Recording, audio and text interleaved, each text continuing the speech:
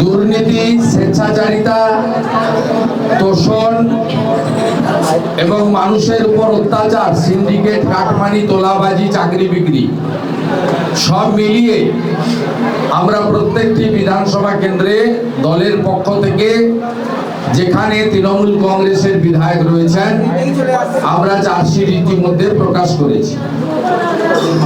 বিভিন্ন জেলাতে গত কয়েকদিন ধরে ভারতীয় জনতা পার্টির পক্ষ থেকে জেলা স্তরে যে প্রতিশ্রুতিগুলো তৃণমূল কংগ্রেসের জেলা স্তরের বিধায়ক, সাংসদ, মন্ত্রী, সর্বোপরি তৃণমূল কংগ্রেসের নেত্রী মুখ্যমন্ত্রী তিনি যে প্রতিশ্রুতিগুলো বিভিন্ন জনসভাতে দিয়েছিলেন, যার ভিত্তিতে 2021 সালে নির্বাচনে তারা জিতেছিলেন, তারা বলেছিলেন আমরা 100 দিনের মধ্যে এই কাজ করব, 6 মাসের মধ্যে এই কাজ করব, 1 বছরের মধ্যে এই কাজ করব এবং 5 বছরের মধ্যে আমরা এই কাজ করব। সেই কাজ করার ক্ষেত্রে বর্তমান যিনি তৃণমূল কংগ্রেসের ছাপ্পামারা বিধায়ক রয়েছেন তিনি যে সমস্ত এখানে মানুষের সঙ্গে প্রতিশ্রুতি ভঙ্গ করেছেন, ওনার সমর্থনে বক্তৃতা করতে আসা রাজ্যের মুখ্যমন্ত্রী মমতা বন্দ্যোপাধ্যায় অন রেকর্ড যেসব কথাগুলি রায়দিঘির মানুষকে দিয়ে গেছিলেন তার শতকরা 99% প্রতিশ্রুতি ভঙ্গের বিষয়ে ইতিমধ্যে রায়দিঘি বিধানসভা কেন্দ্রে চার্জশিট প্রকাশিত হয়েছে স্থানীয় স্তরে বিধানসভা নেতৃত্ব, মন্ডল নেতৃত্বদের মিলে। আজকে আমি জেলা স্তরে চার্জশিট এখানে প্রকাশ করব। আমাকে দলের পক্ষ থেকে বারুইপুর পার্টি অফিসে করার জন্য বলা হয়েছিল। আমি দলকে বললাম যে না, আমি এখানে কালী পুজোতে এসেছিলাম পাথর প্রতিমাতে এবং মন্দির বাজারে, সেখানে আমাকে 8 জায়গায় আক্রমণ করা হয়েছিল। এখানে মা কালীকে প্রিজন ভ্যানে তোলা হয়েছিল কাকদ্বীপের সূর্যনগরে, এবং এখানে আপনারা জানেন মন্দির বাজারে জগদ্ধাত্রী মাকে সেই মূর্তিকে ভাঙা হয় এবং এখানেই কুলপিতে বজরংবলীর মূর্তি এবং তার মাথা এই দুষ্কৃতকারীরা, জিহাদিরা তারা মুন্ডচ্ছেদ করে। এই 3টে ঘটনার ক্ষেত্রে সরাসরি হিন্দুদের ভাবাবেগ, আস্থা, তাদের দেবদেবী, তাদের মন্দির, তাদের উৎসবে আঘাত লাগানো হয়, কিন্তু কোনো বিচার এখনো কেউ পায়নি। তাই আমি দলকে বলেছিলাম যে আমি রায়দিঘিতে যাব, ভারতীয় জনতা পার্টির যে জেলা কার্যালয় রয়েছে মথুরাপুর সাংগঠনিক জেলা, সেখানে আমি দক্ষিণ 24 পরগনা জেলার চার্জশিট প্রকাশ করব। কারণ আমি মনে করি দক্ষিণ 24 পরগনা মানে শুধু বড় বড় অট্টালিকা নয়, দক্ষিণ 24 পরগনা মানে অপরূপ সুন্দর সুন্দরবন, সাগর, কপিলমুনির আশ্রম। দক্ষিণ 24 পরগনা মানে এখানকার গ্রামীণ মানুষ, গ্রামীণ অর্থনীতি, ধান এবং পান এবং সাথে মাছ চাষ। দক্ষিণ 24 পরগনা মানে একদিকে কৃষক, অন্যদিকে মৎস্যজীবী। দক্ষিণ 24 পরগনা মানে এখানকার বাড়িতে বাড়িতে শিক্ষিত যুবক যুবতী। তাই দক্ষিণ 24 পরগনার এই প্রান্তে আমরা আজকে চার্জশিট প্রকাশের অনুষ্ঠানে উপবিষ্ট হয়েছি। আমাদের প্রবাসী কার্যকর্তা আছেন, তাকে আমি ধন্যবাদ জানাবো। আমাদের অনুপম ভাই এসেছেন, রাজ্য কমিটির সদস্য, তাকে ধন্যবাদ জানাবো।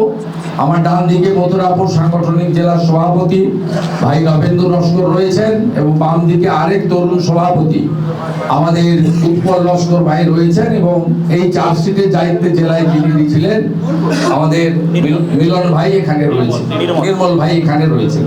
এছাড়াও অনেক নেতৃত্ব, বিধানসভার কনভেনার, ইনচার্জ, শাখা সংগঠন, মোর্চা ইত্যাদি আছেন। সকলের পক্ষ থেকে আমি আপনাদেরকে শুভেচ্ছা জানিয়ে এই চার্জশিট আমি প্রকাশ করছি। এটা রায়দিঘি তো আগে হয়ে গেছে বলে দিচ্ছি। দক্ষিণ 24 পরগনার এই চার্জশিট আমি প্রকাশ করছি। এই সম্পর্কে কয়েকটি বিন্দু আমি পরে আপনাদেরকে জানাচ্ছি।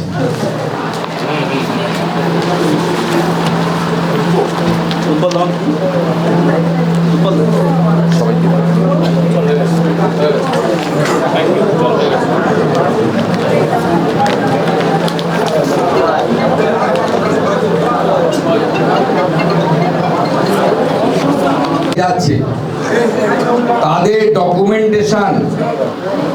ঝাড়াই বাছাই যাচাইয়ের কাজ করবেন, অর্থাৎ জুডিশিয়ারি, যার নেতৃত্ব দেবেন কলকাতা হাইকোর্টের সম্মানীয় প্রধান বিচারপতি মহোদয়।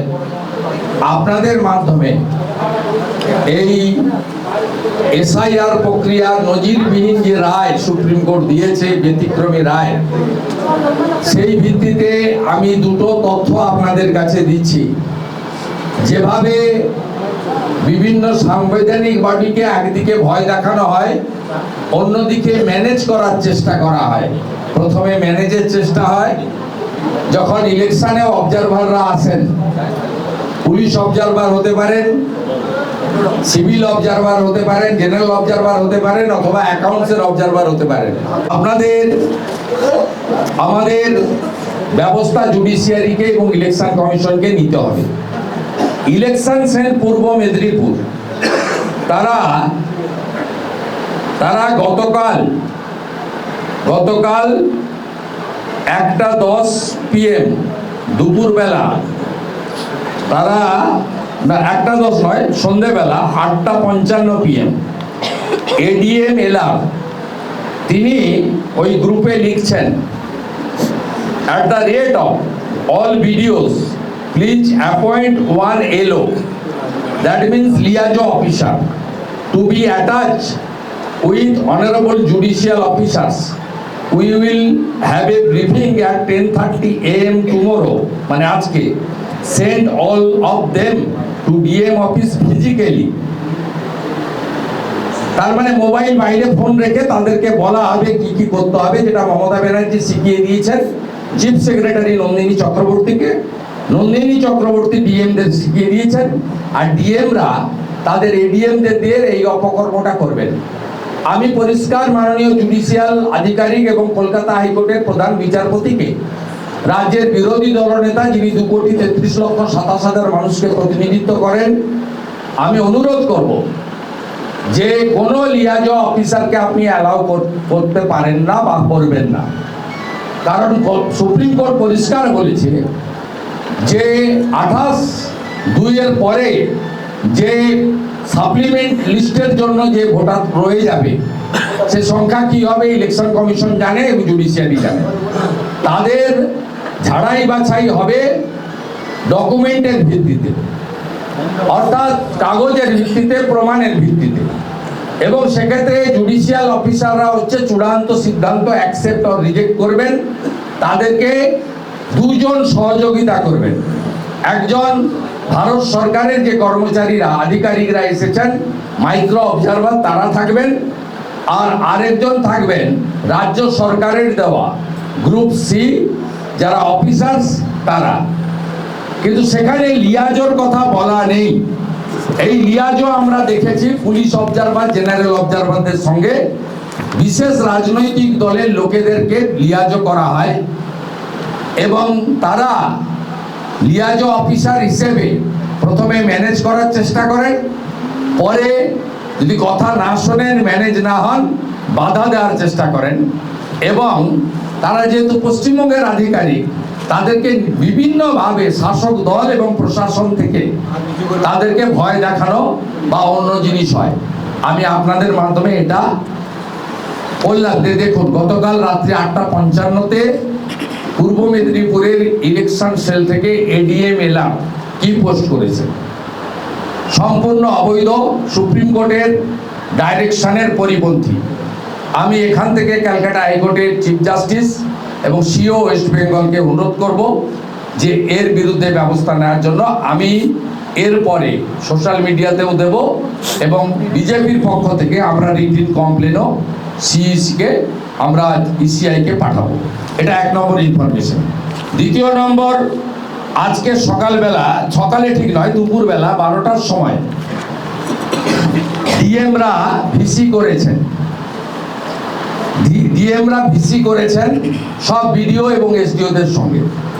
সেই ভিসিতে আমরা স্পেসিফিক পেয়েছি, কোচবিহারের ডিএম ভিসি করেছেন, তাতে instruction, please make ADJS additional district judges, ADJS understand there is provision of field inquiry in SIR, so they can do it for genuine electors with partial documents or problematic documents. Bangla করলে কি দাঁড়ায়? অতিরিক্ত জেলা জাজেদের, বিচারপতিদেরকে আপনাদেরকে বলতে হবে, ভিডিওদেরকে বলা হচ্ছে, এটা পশ্চিমবঙ্গের সব ডিএম করেছেন 12টার সময়, সমস্ত তথ্য ডকুমেন্ট আমাদের হাতে। সেখানে বলছেন যে ফিল্ড ইনকোয়ারি দরকার হলে করুন, যাদের কাগজপত্র নেই। এটা করতে পারেন না। সুপ্রিম কোর্টের রায় অর্ডার নম্বর যে 4 নম্বর পরিষ্কার পড়া লেখা আছে, আপনাকে আপলোডেড ডকুমেন্টের উপরে তথ্য যা পেয়েছেন তার উপরে আপনাকে শুনানি করতে হবে, হিয়ারিং করতে হবে এবং তথ্য সঠিক কিনা। একজনের ভোটার লিস্টে নাম তুলতে গেলে তার ভারতীয় নাগরিকত্ব আছে কিনা, তার স্থায়ী বাসিন্দার আমাদের ডোমিসাইল সার্টিফিকেট আছে কিনা, এটা তাদেরকে দেখতে হবে। এটা দেখতে হবে, এটা আমার স্বাভাবিক। এদের জেনারেটরও রাখা উচিত, এটা স্বাভাবিক, কারণ লাইভ হচ্ছে তো। আমি যখনই এইগুলো বের করে দিচ্ছি এদের খুব অসুবিধা হয়। এটা উত্তর দেবো না, কারণ উনি সরকারের কেউ না, উনি একজন সাংসদ। অতএব উনি ওনার রাজনৈতিক বক্তব্য বলছেন, কারণ ওরা ইলেকশন কমিশনকে বিজেপি করে দিয়েছে। এখন তো সুপ্রিম কোর্ট করেছে, এরপরে জুডিশিয়াল অফিসারদেরকে আর কলকাতা হাইকোর্টকেও বিজেপি বলে দিতে পারে। এর আগেও ex justice Abhijit Ganguly, retired justice Biswajit Basu, sitting জাজ অমৃতা সিনহা মহোদয়া, আমাদের সিটিং জাজ সিনিয়র জাজ রাজাশেখর মান্তার ক্ষেত্রে আপনারা যে আচার আচরণ করেছেন, এবং কিছুদিন আগে মাননীয় বিচারপতি শুভ্রা ঘোষের এজলাসেও আপনারা যেভাবে ভণ্ডুল করেছেন, যার ফলে ইডিকে চলে যেতে হয়েছে সুপ্রিম কোর্টে, সবাই দেখেছে। এবং আমরা সময়ের অপেক্ষায় আছি যে তৃণমূল কংগ্রেস কবে বলবে যে এই বিচার ব্যবস্থাও বিজেপি, সবই পারে বলতে।